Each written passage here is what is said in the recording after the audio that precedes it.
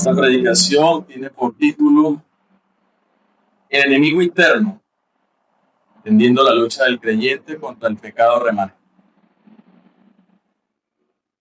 Quiero, hermanos, que imaginen que un día deciden emprender un viaje importante hacia una montaña muy alta.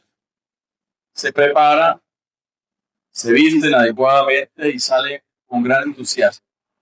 Sin embargo, a los pocos metros de iniciar el ascenso a esta montaña, se dan cuenta de algo extraño, que llevan puesta una mochila pesadísima, llena de piedras, que no recordaban haber cargado ni alistado. Intentan caminar, pero la mochila los frena. Les duele la espalda y los agota.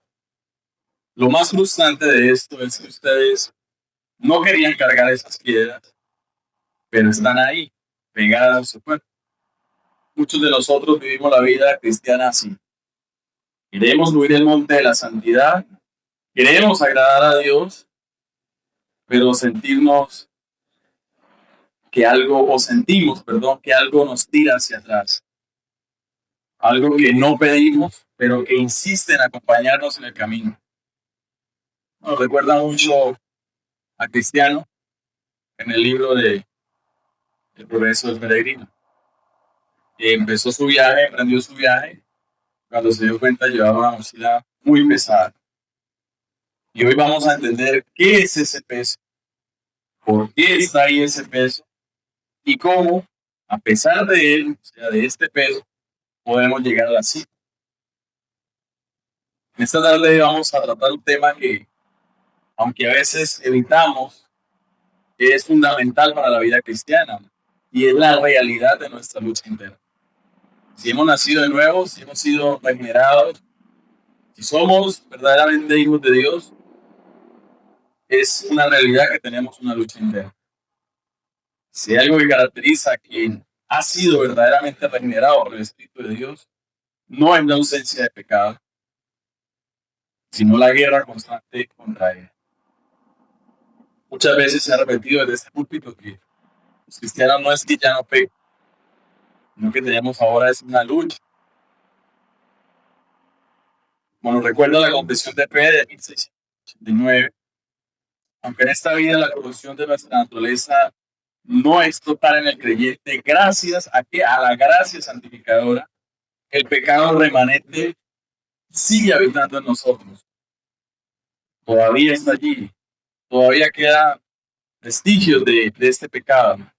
Muchos cristianos viven derrotados porque piensan que al ser salvos, el pecado dejaría de molestar. Pero la escritura es muy clara y nos enseña que mientras estemos en este cuerpo, la carne militará contra el espíritu. Es una realidad que no podemos evadir y que en esta tarde quiero que seamos conscientes de eso. No es que por ser cristiano ya toda nuestra lucha se acabó, ya todo terminó, ya vivimos ahora una vida tranquila, pero el que es verdaderamente cristiano sabe que al confesar y al verdaderamente ser hijos de Dios, hay más problemas, hay más lucha. Cada día se aumenta más la lucha. Y hoy a observar Romanos 7:21, no vamos a buscar fórmulas mágicas ni esas soluciones superficiales para esa lucha interna. Vamos a examinar con seriedad bíblica la naturaleza de esta ley del pecado, que Pablo pues así lo describe. No para regocijarnos en nuestra miseria, sino para entender cómo, mediante la obra de Cristo y el poder del Espíritu, el creyente es llamado a una mortificación constante. Porque, hermanos, conocer la profundidad de nuestra maldad es el camino necesario para apreciar la suficiencia de la obra de nuestro Señor Salvador. Si nosotros vemos nuestra insuficiencia, nuestra miseria cada día, vemos que necesitamos cada día más del Señor, necesitamos de su obra redentora, necesitamos de nuestro Salvador cada día. Para el desarrollo de esta prédica vamos a ver 4 puntos. Vamos a desarrollar esta prédica en 4 puntos. Y el primero de ellos es el apelativo que el apóstol le da al pecado remanente. El apelativo que el apóstol le da al pecado remanente. Entre comillas, esta ley. Cuando Pablo afirma en Romanos 7:21, como hemos leído, dice que hallo esta ley, que el mal está en mí. Él no está utilizando el término ley, como leemos allí, para referirse a un código externo, sino para que, o más bien, nos revela la naturaleza del pecado remanente. O sea, cuál es el alcance que tiene este pecado remanente. Un principio imperativo nos dice que es una fuerza constante que posee la eficacia de una ley de la naturaleza. Por eso Pablo la llama esta ley. Como bien nos advierte John Owen en su tratado La mortificación del pecado. Quiero hacer un paréntesis aquí. Ciertos apuntes los he sacado de este libro, La mortificación del pecado, y recomiendo leerlo. John Owen, en La mortificación del pecado, señala, abro comillas, el pecado en el creyente no es una acción aislada, sino un principio operativo. Se le llama ley porque tiene una fuerza constante que dirige y presiona el alma hacia el mal, tal como una ley física gobierna los cuerpos. Es un intruso que, habiendo perdido su dominio legal, mantiene una eficacia poderosa para buscar nuevamente el control sobre nuestras facultades. Yo creo que yo lo decidió muy bien. Hay una ley allí todavía. Hay un remanente de pecado. Es como cuando alguien llega a un territorio hostil y gobierna cierta parte o empieza a expandirse, pero todavía quedan esos residuos y siguen atacando como una guerra de guerrillas. En cualquier momento aparece, en cualquier momento están allí. Es una ley que todavía está ese remanente en nosotros. Así como la gravedad tira hacia abajo, el pecado en el creyente actúa como una fuerza que presiona e inclina hacia acciones contrarias a la voluntad de Dios. Es fundamental entender que, aunque la gracia de Cristo ha roto ese señorío, el pecado, del pecado y de la corrupción, aún permanece ese remanente allí. Mientras estemos en este mundo va a haber una guerra continua, hermanos. Y eso es lo que quiero que sean hoy conscientes en esta tarde, que siempre hay una guerra contra ese remanente de pecado. Cristo ha roto el señorío absoluto de ese pecado, de esa corrupción, pero aún quedan residuos, aún hay algo ahí en nosotros que continúa luchando, que tiene esa guerra diariamente con nosotros. Al respecto, el comentarista puritano John Owen, en este libro nuevamente, nos recuerda que esta ley no es un amo que tiene derecho a gobernar, sino un intruso que busca usurpar el lugar del Espíritu. Sin embargo, no debemos mirar esta realidad con desesperación. Porque sí, quizás muchos piensen, bueno, entonces ¿yo qué hago? Si todavía eso está allí, quiere gobernarme y quiere hacerme eso. No debemos desesperarnos hasta tal punto. Como bien señala la confesión de fe, aunque esta corrupción nos causa turbación y esa lucha, el creyente no es un esclavo sin esperanza. Es alguien que, habiendo sido justificado por la sangre de Cristo, cuenta con el poder del Espíritu para resistir. Cristo no solamente nos libertó del pecado, rompió ese señorío del pecado y nos dejó a nuestras expensas. Siempre lo hemos dicho, el que ha empezado la obra en nosotros, la terminará. Empezará perfeccionando y la terminará. Él no nos deja solo a nuestras expensas. No es como aquellos que solamente libertan a su país y lo dejan a sus expensas. No, Él rompió el señorío, pero sigue capacitándonos y contamos con el poder del Espíritu para resistir. Y hermanos, el hecho de que sientas esta ley, de que seas consciente de esta ley empujándote al mal, es la prueba de que el Espíritu de Dios está operando en ti. Creo que esto ya lo sabíamos y si no lo sabían esta tarde, hermanos, es fundamental que sientas que esta ley que te empuja hacia el mal es la prueba de que el Espíritu de Dios está operando en ti. Un hombre muerto no lucha contra la corriente. Solo quien intenta nadar hacia la santidad reconoce la fuerza de la tentación. Hermano, es muy profundo saber que si no sientes nada que te empuja hacia hacer el mal o refiere las cosas como cuando vas a leer la Biblia o cuando vienes acá, no sientes nada, simplemente es un día más, es escuchar un día más la palabra, es muy triste y debe preocuparte. Hermanos, el verdadero cristiano nada contra la corriente. El hombre muerto no lo hace. Si no es así, no te desanimes al ver la profundidad de tu maldad, pues es precisamente allí, en tu debilidad, donde la suficiencia de Cristo resplandece. Si el pecado es una ley potente, la gracia de nuestro Salvador es una ley mucho más poderosa. La ley del Espíritu de vida de Cristo Jesús, como lo dice Romanos 8:2, que nos ha hecho libres. Hermano, reconocer este enemigo es necesario para que no vivas cargado de culpa, sino para que aprendas a vivir con una dependencia total y humilde de tu Salvador, sabiendo que Él ya venció la batalla por ti. No es para vivir cargados, no es para vivir abrumados, porque todavía está ese pecado en mí y seguirá ese pecado en nosotros hasta el último día, hasta el día en que el Señor nos llame a su presencia. Pero hermanos, el conocer, el hallar estar, el reconocer esto, nos hace depender más de nuestro Salvador. Ahora bien, surge una pregunta necesaria. Si este principio es tan arraigado en nuestra naturaleza, ¿cómo es que llegamos a reconocerlo en nuestra experiencia diaria? ¿Es algo que nos cuenta, no es algo que nos vemos obligados a confrontar personalmente? Deberíamos preguntarnos eso. Pero entonces es allí donde debemos ir, y esto nos lleva a nuestro siguiente punto, que es la forma en que el apóstol descubre esta ley. Ya vemos que ese pecado remanente es una ley que quiere empujarnos, que quiere llevarnos hacia el mal, quiere apartarnos de todas las cosas que glorifican al Señor. Entonces, ahora vamos al segundo punto, a ver la forma en que se descubre esta ley. La forma en que se descubre esta ley. Dice el apóstol, hallo esta ley, hallo esta ley.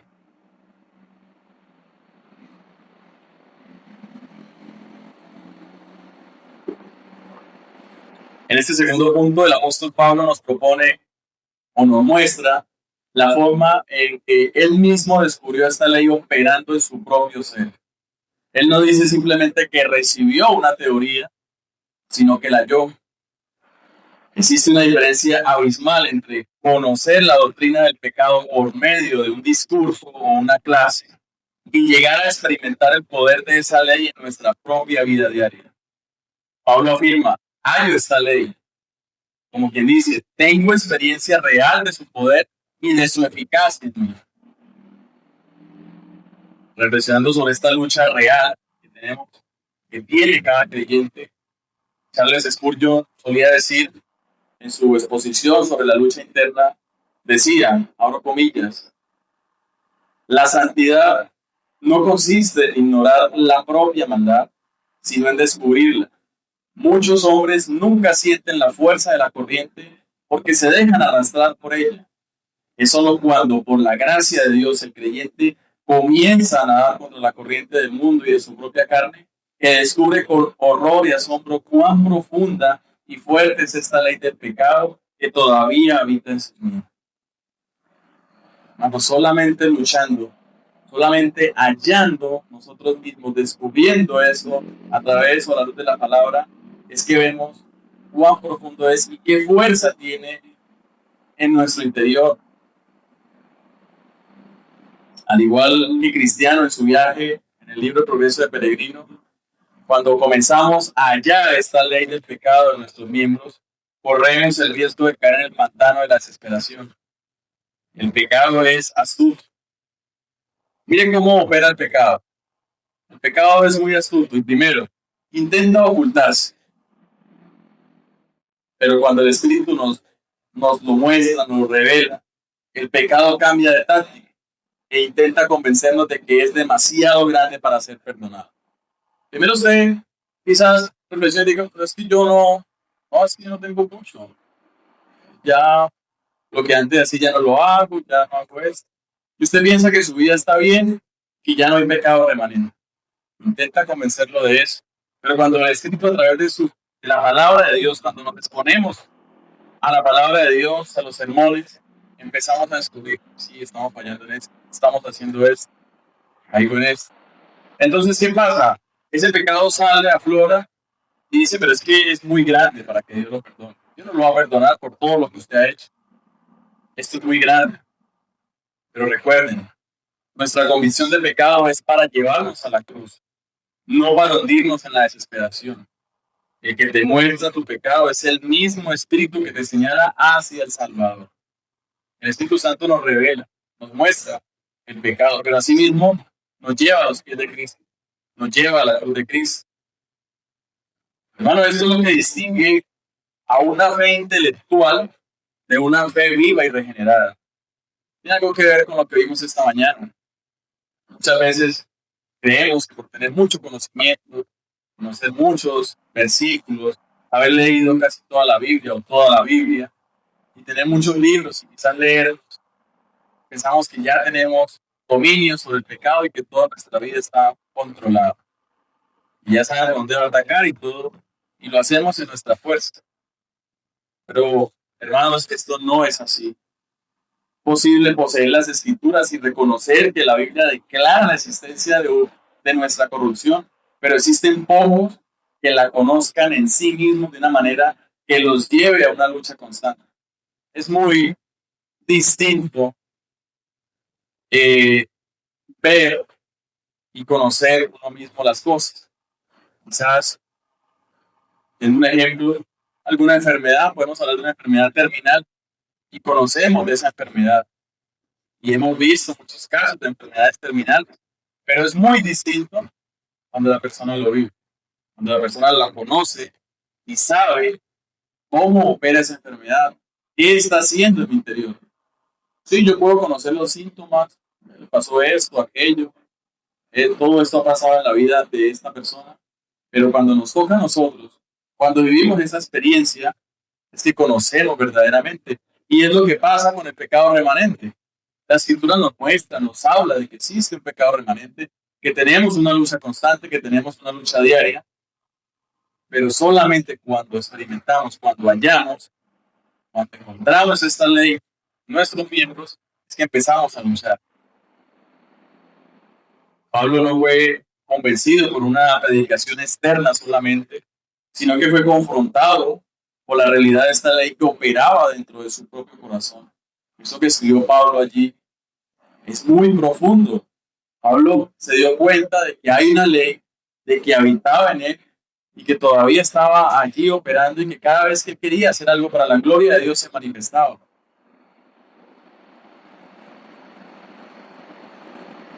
¿Y por qué es esto vital o importante en nuestra vida espiritual? ¿Por qué debemos conocer que es una ley?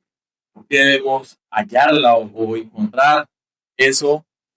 Bueno, pues podemos decir que el conocimiento por experiencia, conocer una cosa de forma cierta, significa conocerla por nosotros mismos.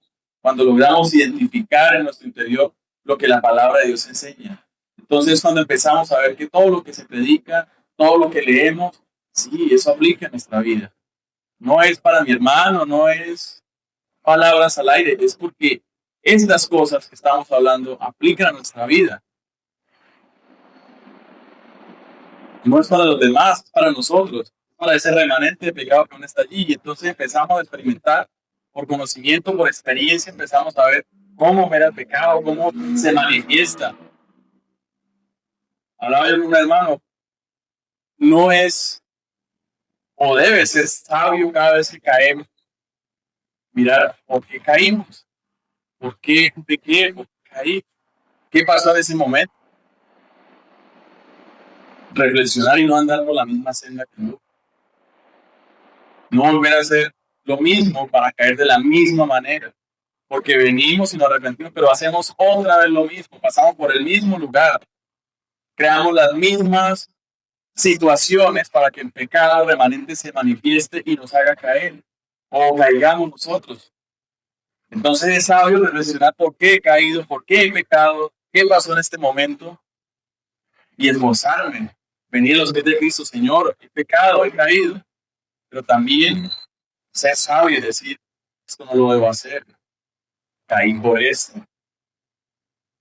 También porque es vital, bueno, la prueba de la vida espiritual, aquellos que no pueden discernir el poder del pecado son lamentablemente, quienes están bajo su dominio absoluto. En cambio, el creyente es alguien que, al estar vivo por la gracia, puede hallar que el pecado está presente en su interior y sentir su fuerza. Hermano, si usted siente eso, usted está vivo espiritualmente. Si usted no lo siente, como lo hemos dicho, hermano, es triste decirle que su vida espiritual es muerta. Solo quien intenta nadar contra la corriente sabe lo fuerte que es. El que se deja llevar por ella ni siquiera nota esa presión. Pues sí, yo no noto esa presión. Yo vivo bien, yo vivo tranquilo. Casi el pecado a mí casi no. Dude, hermano. Dude de su vida espiritual. Dude que verdaderamente esté luchando. Es cierto que reconocer esta ley en nosotros puede ser doloroso, pero como enseña la sana doctrina, esta experiencia es el gran conservante de la verdad divina en el alma. No nos descubre el pecado para que nos hundamos en el desánimo, sino para que nuestra dependencia de la obra de Cristo sea real y no fingida. Hermano, cuando hayas esta ley operando en ti, no estás viendo una prueba de tu falta de salvación, sino una evidencia clara de que estás vivo espiritualmente y que el Espíritu Santo te está dando la capacidad de discernir el mal. Hermano, debemos dar gracias a Dios de que sentimos esto, de que podemos hallar esa ley en nosotros, de que podemos ver cómo opera el remanente de pecado empujándonos hacia el mal cada vez que nos acercamos al Señor. Hermano, esa capacidad de discernir el mal no la tiene cualquiera. Y no es para envanecernos. Solamente aquellos que están vivos espiritualmente pueden notar estas subidas. Al igual que Pablo, estamos llamados a observar esta realidad en nosotros. Pero esto nos obliga a preguntarnos, en nuestra lucha contra el pecado, ¿es nuestra lucha contra el pecado una realidad de nuestra experiencia cotidiana? ¿O es simplemente una idea teológica que conocemos de oídas nomás? O sea, todo eso que usted ha escuchado y que en este momento estoy hablando, usted dice, sí, yo he escuchado eso, hermano, lo hemos escuchado 1000 veces, que siempre es remanente de pecado, y sí, yo sé que eso existe allí y que va a haber una lucha, pero está experimentando la lucha, está luchando contra ese remanente de pecado. Verdaderamente usted siente que cuando desea agradar al Señor, viene esa lucha.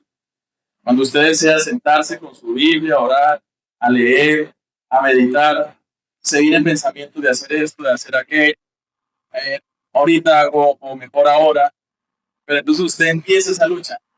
Notar eso en nuestra vida, el luchar eso, y decir que estamos vivos espiritualmente.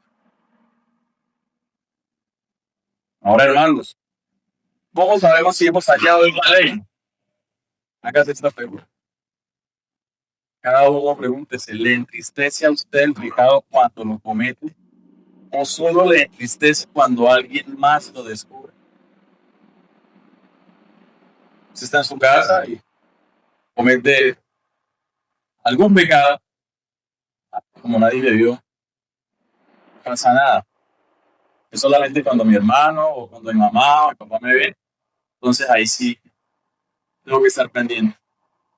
El verdadero creyente, al hallar la ley del pecado en sí mismo, desarrolla un dolor genuino delante de Dios que va mucho más allá de la vergüenza ante los. Sí, porque muchas veces no siente arrepentimiento, siente vergüenza. Uy, qué vergüenza con mi hermano, qué vergüenza con el vecino, qué vergüenza con mis compañeros. Es solamente vergüenza, pero no siente un arrepentimiento verdadero de haber ofendido al Señor. Es así como pasamos al tercer punto, y es la inclinación habitual de la voluntad de los creyentes. Dice Pablo, queriendo hacer el bien. La inclinación habitual de la voluntad de los creyentes, queriendo hacer el bien.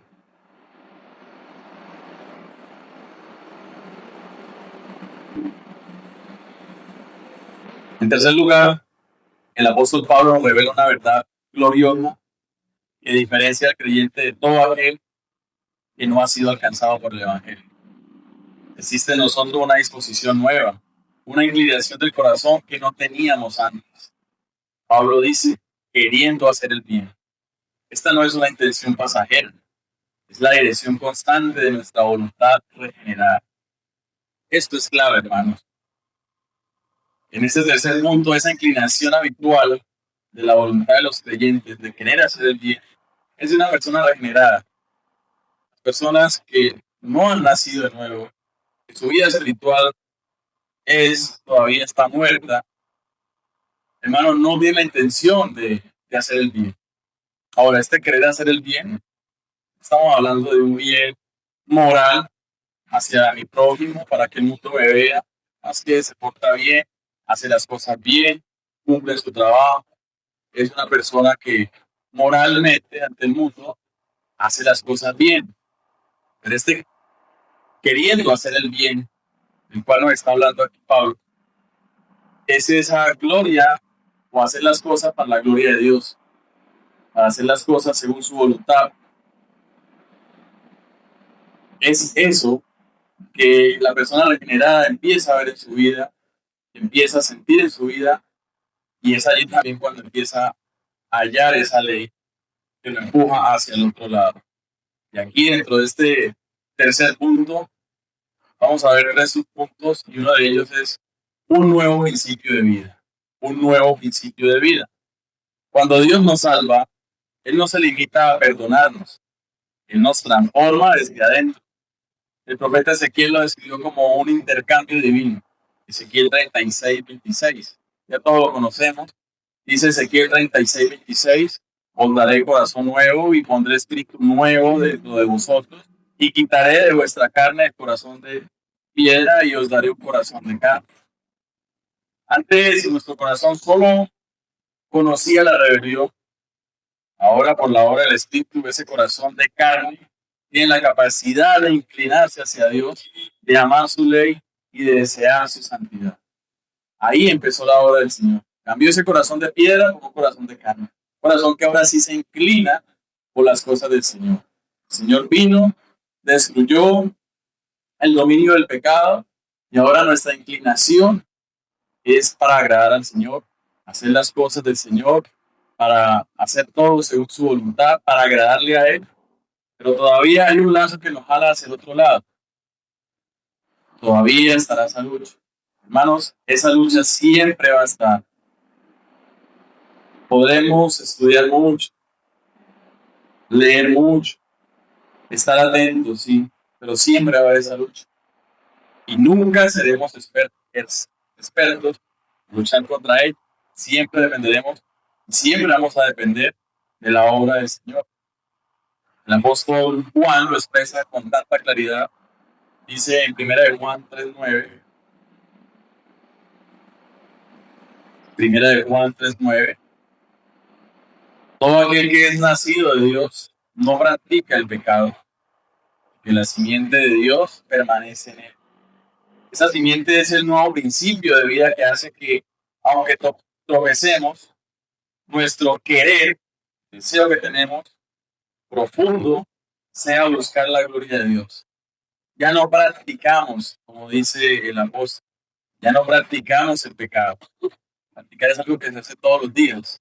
Un futbolista todos los días entrena y practica, para el día que tiene sus partidos. Lo mismo en ciclista, lo mismo en cualquier disciplina del deporte. Hay esa práctica, o sea que se vuelven expertos en eso. Nosotros ya no somos, por la gloria de Dios, por la gracia de Él, no practicamos el pecado, no hacemos eso. Y dice Matthew Henry en sus comentarios, y sintetiza esto de una manera magistral al señalar. Nos dice Matthew Henry en sus comentarios sobre toda la Biblia, anota sobre este pasaje en especial, dice, abro comillas, la voluntad del creyente ha sido conquistada por el Espíritu. Aunque el pecado todavía tiene lugar en los afectos, la dirección predominante de la nueva naturaleza es hacia Dios. Este querer es la firma de la regeneración. El impío no tiene este deseo, pues su voluntad está cautiva. El dolor que siente el creyente al no poder realizar el bien que desea es en sí mismo una evidencia de que su voluntad ya no pertenece al reino de las tinieblas. Qué buen comentario de Mark Henry, sobre todo al saber que ese querer, ese deseo de hacer las cosas para Dios, es la firma de la regeneración. El impío nunca va a tener este deseo, nunca va a querer agradar a Dios, por ende nunca va a tener lucha interna. Para las personas del mundo, en su mundo, como lo miramos esta mañana, contentos, cumpliendo o haciendo las cosas para sus deseos, cumpliendo sus caprichos, viviendo según lo que él quiere. Y esta lucha de hablar bien. Y tan errados que muchas veces dicen, tengo esto, tengo aquello, es porque Dios me bendice. Yo tengo casa, tengo carro y el Señor me bendice. Porque yo hago todo bien. Ellos creen que hacen las cosas para Dios, pero la verdad es que hacen las cosas para su ego, para su yo. Y saber que el dolor que siente el creyente al no poder realizar el bien que él desea, en sí mismo también es una evidencia de que su voluntad ya no pertenece al reino de las tinieblas. Siente usted dolor, hermano, cuando quiere hacer algo, pero viene esa lucha y no lo hace como usted quería hacerlo, aunque trata de hacerlo, pero quisiera o hubiese querido que hubiese sido mejor. Si tiene esa lucha, hermano, gloria a Dios, porque el Señor nos permite ver ese remanente de pecado y luchar contra él. En un segundo punto, dentro de este tercer punto, es la diferencia entre el remordimiento y la santidad. La diferencia entre el remordimiento y la santidad. Es vital que el pueblo de Dios entienda eso. Cualquier hombre puede desear ser bueno por miedo al juicio o por presión social, pero eso no es lo que Pablo describe aquí. La disposición del creyente es un querer que nace del amor a Dios. El puritano John Owen, al comentar la naturaleza de esta lucha, observaba que en el creyente hay una elección de lo bueno por su propia excelencia. No buscamos obedecer para evitar un castigo, sino porque Dios es digno de ser amado y obedecido. Esa es la diferencia. El mundo, nuevamente, el mundo busca evitar ciertas cosas y hace ciertas cosas, como lo decíamos, moralmente buenas. Vemos ciertas cosas y ¿qué busca? Evitar cierto castigo en el mundo, como lo que sintió Caín. Caín no sintió pena o remordimiento o pesar por lo que había hecho. Él tenía ese remordimiento y todo eso era por el castigo que Dios le había dado, no por en sí lo que había hecho con su hermano. Muchos en este mundo hacen cosas y desde que no los descubran, desde que no sea juzgado, para ellos está bien. Pero el verdadero creyente busca agradar a Dios, tiene ese querer. Ahora, aquí está la diferencia. Que uno quiere ser bueno y el otro ya lo tiene. Su nueva naturaleza busca agradar al Señor, quiere hacerlo, se esfuerza por hacerlo, lucha por agradar al Señor. En un tercer punto, el consuelo en nuestra debilidad. Consuelo en nuestra debilidad.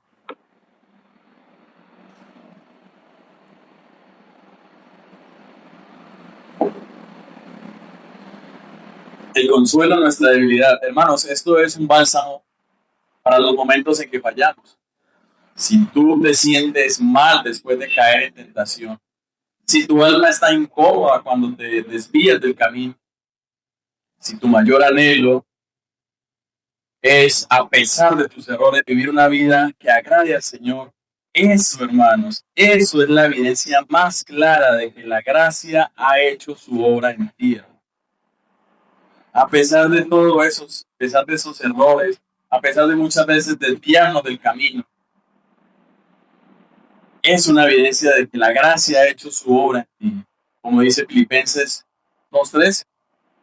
Filipenses 2.13, porque Dios es el que en vosotros produce así el querer como el hacer por su buena voluntad. Dios ha iniciado la obra, pone en nosotros el querer hacer eso. Si hoy tu voluntad está inclinada hacia el bien, no es por tu propia bondad, sino porque el Espíritu de Dios está operando en ti. No te midas por tu perfección, que en esta vida no la tendremos, no la vamos a lograr, sino por esa dirección. Hacia dónde apunta tu corazón, tu mente, hacia dónde quieres ir, cuál es creer, a dónde apunta la brújula de tu corazón. Si apunta a Cristo, aunque el pecado intente desviarla, descansa.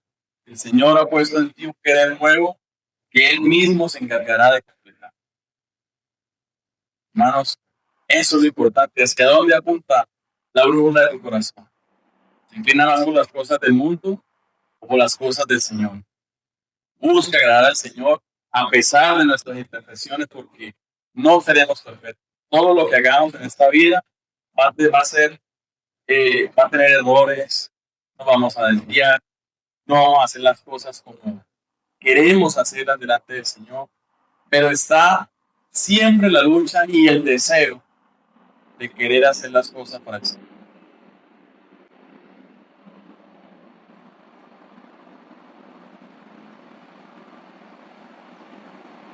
En el cuarto y último punto, de esta predicación es el estado y actividad de esta ley cuando el alma está en esa disposición de querer hacer el bien. Sí, qué pena, pero son títulos puritanos. El estado y actividad de esta ley cuando el alma está en esa disposición de querer hacer el bien. Y es donde dice Pablo, el mal está en mí. El estado y actividad de esta ley cuando el alma está en la disposición de querer hacer el bien. En cuarto lugar, el apóstol Pablo revela una realidad que todo creyente ha experimentado. Hemos venido hablando.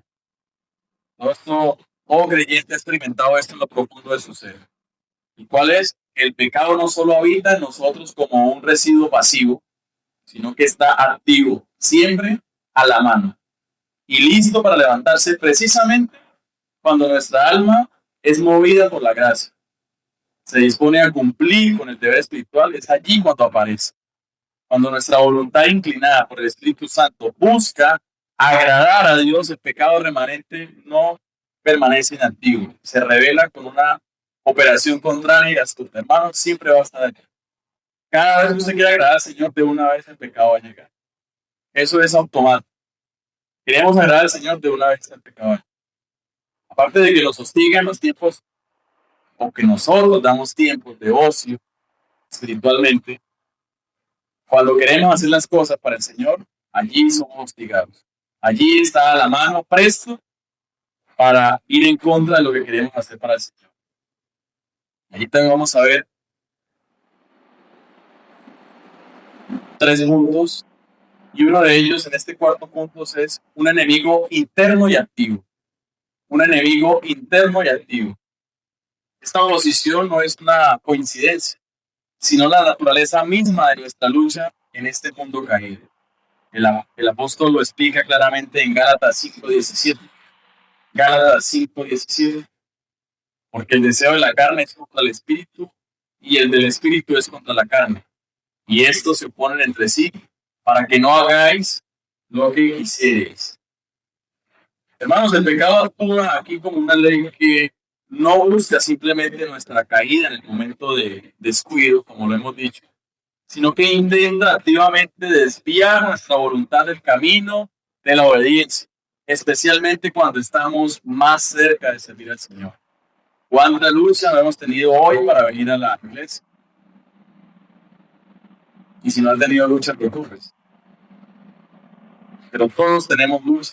Cuando queremos agradar al Señor, tenemos lucha. Incluso de estar aquí y de poder estar atentos a esta predicación, hay una lucha. Y toda la predicación no va a ser siempre captada por los que estamos aquí. Hay momentos en que la mente se nos va y volvemos otra vez y retomamos, pero está la lucha ahí. Esta hora que estamos aquí, el pecado remanente no nos va a dejar en paz. Ah, no, pero recibe su predicación y más ratico seguimos peleando.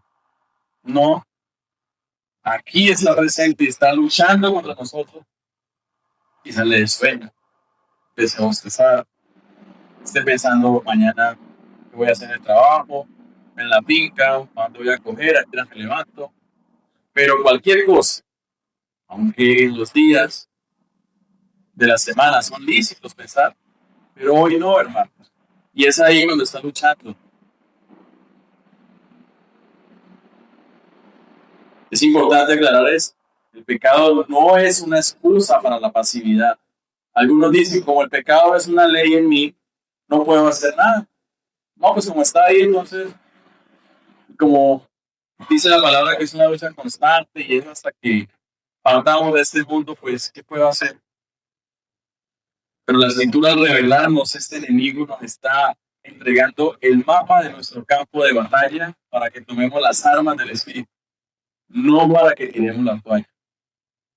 Es un mapa que nos dice, así ataca el enemigo en estos momentos, cuando usted está haciendo esto, cuando usted quiere servir al Señor, es allí cuando empieza el remanente de pecado y está la mano presto para ir en contra de lo que queremos o de lo que quiere agradar al Señor. Juan Calvino, al exponer este mismo sentir del apóstol, nos recuerda que en sus comentarios a Romanos observa, dice Juan Calvino, Pablo nos muestra que la corrupción del hombre no es un mal inactivo o dormido. Tan pronto como el corazón del creyente se inclina hacia un deber santo, sea la oración, el servicio o la adoración, el pecado se presenta inmediatamente como un enemigo vigilante que intenta sabotear la obediencia. Esta es la miseria del hombre bajo la gracia. Y su mayor lucha ocurre precisamente en el momento de mayor deseo por servir a Dios. Sí, esa es la mayor miseria del hombre, cuando queremos agradar al Señor, cuando queremos hacerlo de la mejor manera, aparece el remanente de pecado, aparece esa lucha. En segundo lugar, la vigilancia como llamado Biblia. La vigilancia como llamado Biblia.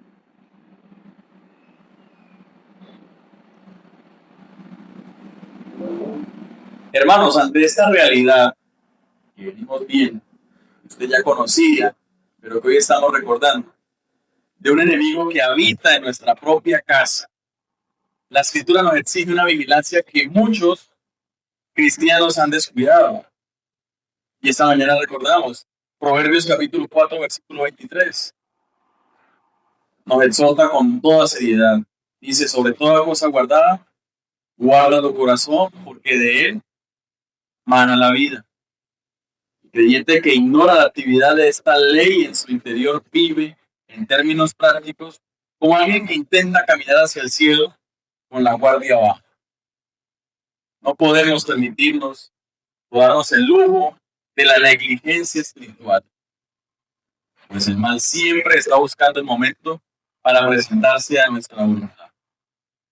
No podemos darnos ese lujo. No podemos bajar la guardia, hermano.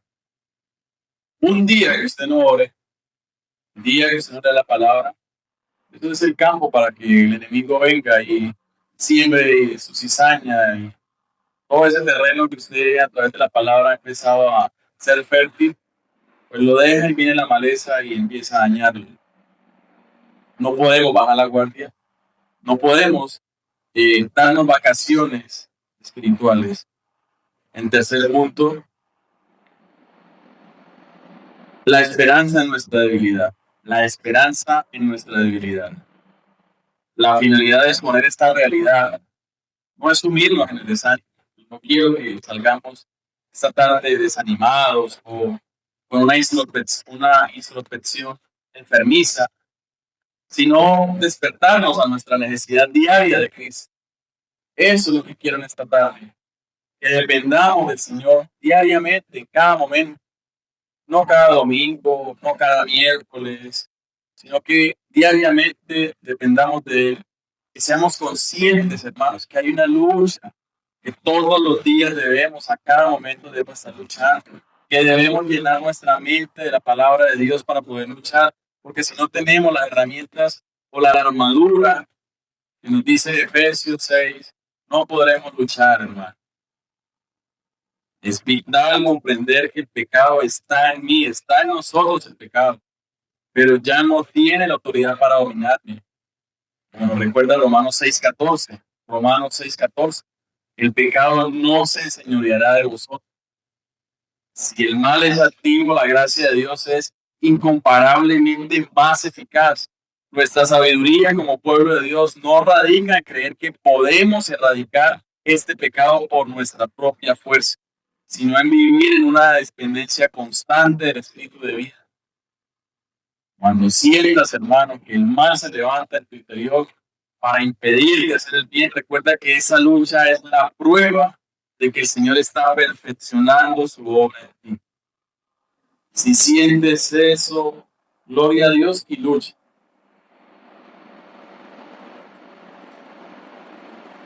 No te apoyes en tu propia capacidad para resistir, sino corre a la suficiencia de Cristo, quien es el único que ha vencido a este enemigo y que nos da la victoria día tras día, hermano. Seamos sabios, huyamos del peligro, corramos a las fuerzas de Cristo. Solamente en Él podemos luchar contra este enemigo.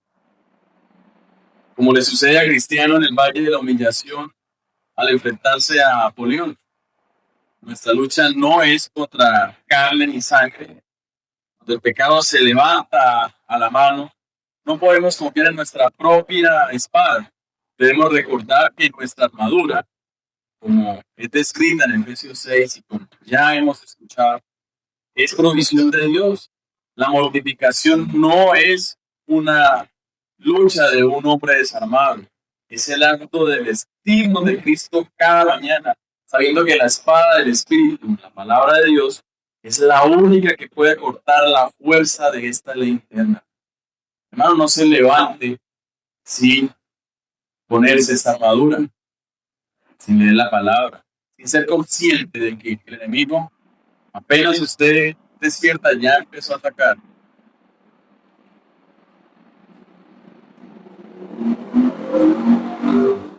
Para terminar, hermanos, finalmente, al cerrar este breve estudio, quizás repaso de Romanos 7:21, es necesario que nuestra mirada no se quede atrapada en el campo de la batalla, sino que se eleve al capitán de nuestra salvación.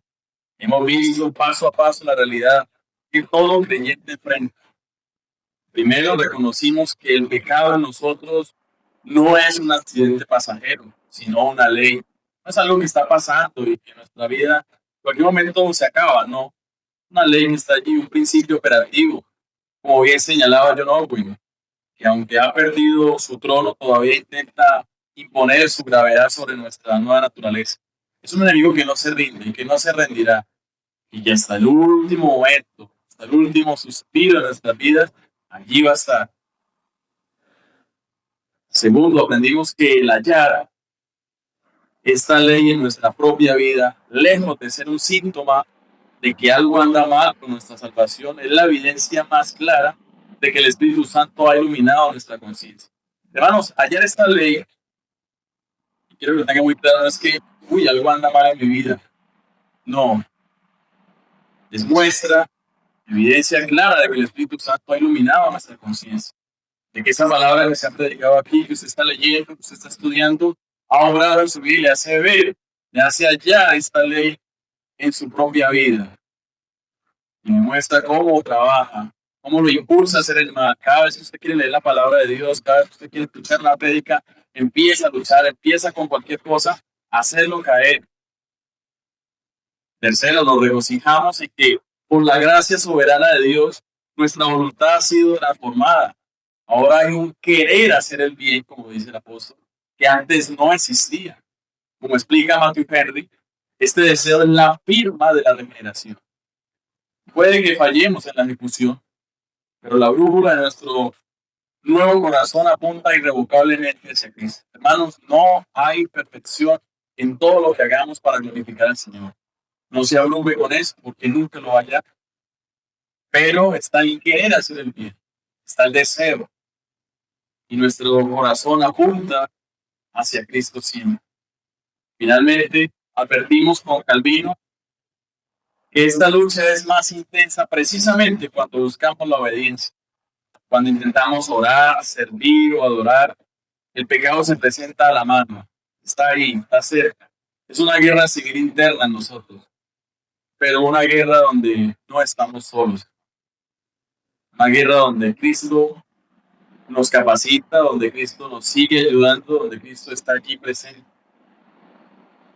Entonces, ¿cuál es entonces nuestra esperanza? Si el mal está en nosotros, la gracia es infinita. Si la ley del pecado es potente, la ley del espíritu de vida en Cristo, como dice Romanos 8:2, es todopoderosa. Hermanos, no se levanten de este lugar cargados de pesadumbre por ver su propia miseria. Levántese con una humildad radical, que la conciencia de nuestra total incapacidad es el suelo fértil donde florece la suficiencia de Cristo. Él no solo nos perdonó en la cruz, sino que vive hoy para interceder por nosotros en medio de esta guerra. Cada vez, hermano, cada vez que sienta la presión de esa ley del pecado, no huyan lejos de Dios, corran hacia Él, reconociendo que nuestra victoria no consiste en eliminar el pecado hoy, sino en perseverar mirando a aquel que ya venció el pecado, la muerte y el infierno por nosotros, hermano. No es que solamente luchemos hoy, no es que solamente hagamos las cosas hoy, es todos los días, hermano. Si hoy nos levantamos, leímos la palabra, hicimos el devocional, no es solamente hoy, es todos los días, todos los días, todos los días, lucha y lucha. Y esta semana, cuando sientan el aguijón de esta lucha, recuerden que su posición ante el Padre no depende de su victoria sobre la carne, sino de la victoria de Cristo en la cruz. Él es nuestro refugio y nuestro único fundamento. Así que, hermanos, en nuestras oraciones pidamos al Padre que nos revele esta verdad. Que en medio de la lucha contra nuestra propia naturaleza, nuestros ojos estén siempre puestos en la suficiencia de Cristo. Que la mortificación del pecado sea nuestro diario caminar, pero que nuestro gozo siempre sea buscarle y agradarle. Hermanos, que Dios nos ayude en esta semana que ha empezado, que nos siga ayudando en el último momento en esta lucha interna que tenemos contra el pecado. Oremos.